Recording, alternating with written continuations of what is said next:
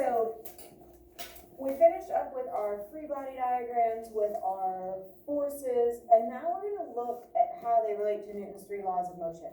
So it's not a theory, it's not an idea. They are called laws. Laws, like the law of gravity, right? It exists everywhere. Like, it is a thing. There's no debate, there's no question.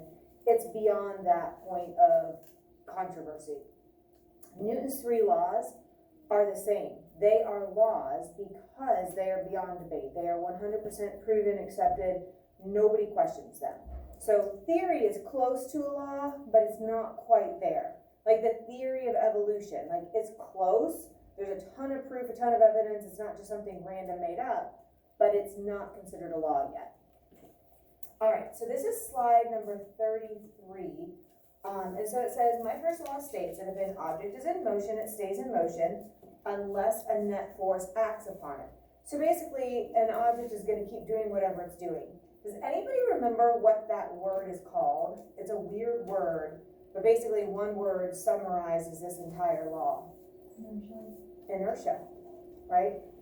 And so last year we talked about this with our contact forces, and I told you I was like all excited. I thought that I had like come up with this awesome kind of example or name for the law, the first law of motion or inertia. And I called it the lazy law, and then I found that little Eureka video and they say lazy law. So here I thought that I had like this great way of saying it. It was already stolen, right? So I wasn't unique in coming up with it, but it is basically the lazy law because it's going to keep doing whatever it is it's doing.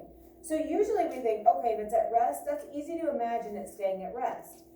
You think, well, if it's in motion, isn't that hard for it to stay in motion? Really, what works against something's motion usually? What was one of those forces that we just talked about that works against an object's motion?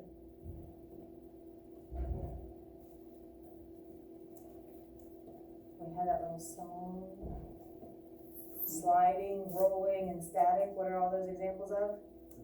Friction, right? So friction is going to work against things that are in motion. So that's why it's not that the object is having trouble staying in motion, it's that friction works against that. So we're going to look at some examples that show this, why staying in motion is what something would tend to do.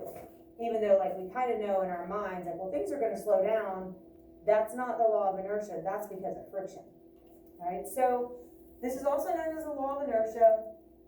I like to call it the lazy law. But bigger masses are going to have more inertia. They're harder to stop, right?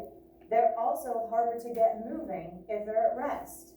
So think about if you have a semi-truck and a sports car, right? If they're both going at 55 miles per hour and a deer jumps out, which one is going to have a greater chance of stopping and not hitting the deer? The sports car. Right. I mean, that's kind of like an everyday, like, yeah, of course we know that kind of answer. There's more mass, so it's harder to get that semi to stop, right?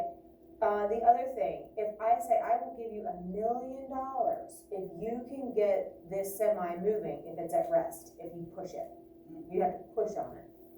Or I'll give you $1 million if you can get the sports car moving, if it's at rest. Sports car, right? At least you have a chance. There's no way you're going to be able to get a semi to start moving, if it's on flat ground and all that. All those conditions are the same, right? So you'd have a much better chance of collecting that $1 million if you would push the sports car. So you guys already understand this. So just to kind of apply it to the idea of inertia. If it's at rest, it wants to stay at rest. So the bigger masses have more inertia because it's harder to change that at rest. Also, if they're in motion, it's harder to change that motion and get them stopped. So smaller masses have less because of the same reasoning, right? We're going to come back to these at the end. Okay, so, if we look here, right, we see the car, and it'll kind of do it again here. What should he have had on? And Mrs. Donahue would appreciate this month. Seatbelt. If we didn't understand inertia, we probably wouldn't have a lot of our safety measures, right? So having that seatbelt makes you part of that car, right? He is not part of the car the way he is, right? He's in the car, but he's not attached to it, right? So just like if you have something on your dash, let's say like you have your sunglasses on the dash of the car, and you make a turn to the left, they slide the opposite direction because they haven't gotten the force. They haven't felt that force to turn, right? They are not part of the car. Even though we're in the car, if we're not strapped down, we're not really part of the car. We're not getting the same force at all times as the rest of the car is. Are there words on that?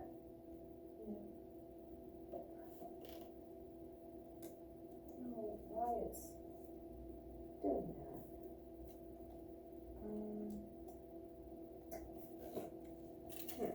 Let me see real quick here. I have to look at my clicker. I haven't even looked at that slide yet, so I couldn't have deleted anything.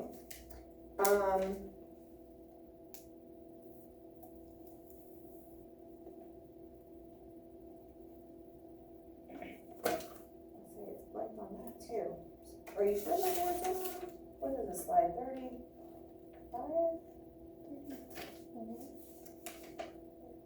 And then it goes 34 to 39. Oh. Okay, so there must not be. Okay, yeah, there's no words on it. Alright, I thought that there were, but I'll have to look at an older version of that and see. So, this is kind of a crazy thing. So, this train is like on the second story of this building, and what happens is apparently the brakes or something malfunctioned, right, and it was not able to stop. The inertia kept it going for a certain amount of time, and then what force started acting on it? Why didn't it just stay like this as it came through the building? Yeah, gravity's going to pull it down. So for so long, you know, it's going to travel on its inertia, and then eventually gravity will pull it down.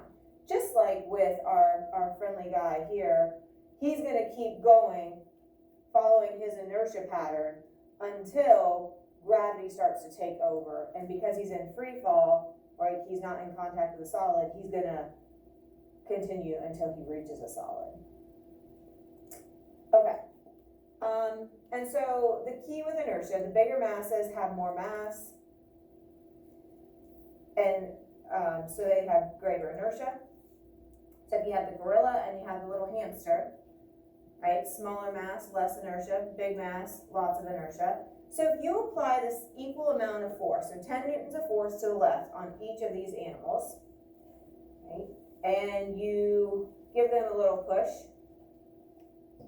this one should change a lot easier than that one. Okay, so see how fast he went? Both are moving, but obviously the little hamster accelerates a lot quicker. And that's the first law of motion. That's inertia. Again, an object is going to keep doing whatever it's doing unless an outside force acts on it. So unless friction acts on it, unless gravity acts on it, you know, it's going to keep doing whatever it's doing. So here's Newton's second law. It says that for a net force acting on an object will cause that object to accelerate in the direction of the force. Well, of course it is. Like, we understand this. But he was the first one to come up with this idea, and it was kind of a radical idea. Like, it was pretty exciting. And he came up with a formula: force equals mass times acceleration. So if you take the mass of an object times the acceleration of an object, that would equal the amount of force causing it to move. Okay? Because mass is associated with that inertia idea. So the greater the mass, the more acceleration you would need to equal a certain force, right? Or vice versa. If you have a small mass, then you wouldn't need very much acceleration, and you could use a smaller amount of force to make that happen. So F equals ma, and those don't have to be capitalized. They are in this example. It's not like some of our letters, but here they're showing them capitalized, and that's okay. Here you can see it's just ma. we have a triangle, all right? So it's gonna be the same setup that we use for speed, for velocity, for acceleration, for density. So here we have force at the top. This is our division line going across. This is multiplication. So F, M, and A. Right? So as mass goes up, acceleration goes down. So if you have something with a larger mass, the acceleration is smaller. If you have a small mass, then the acceleration. So think of the hamster and the gorilla. So these are kind of inversely proportionate. As one goes up, the other goes down. So the big mass tennis ball is harder to accelerate than the small mass ping pong ball or tennis table ball.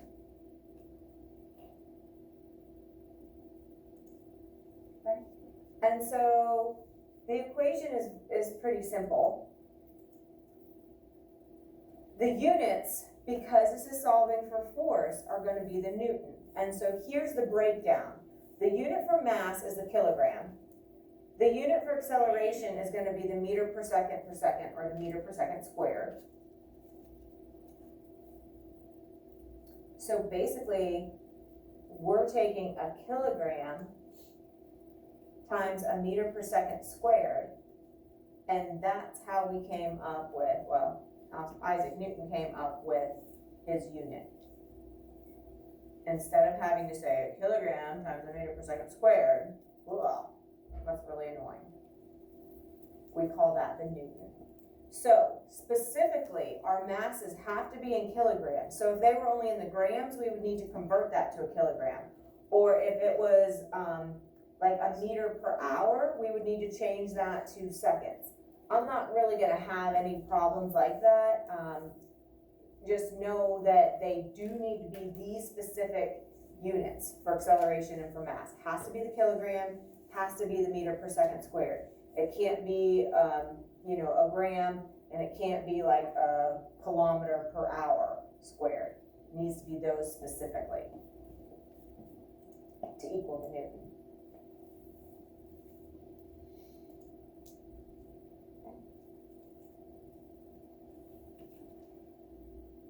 Make sense? All good? They were going kind of fast, but they're pretty simple there. All right, let's back up and get to the videos.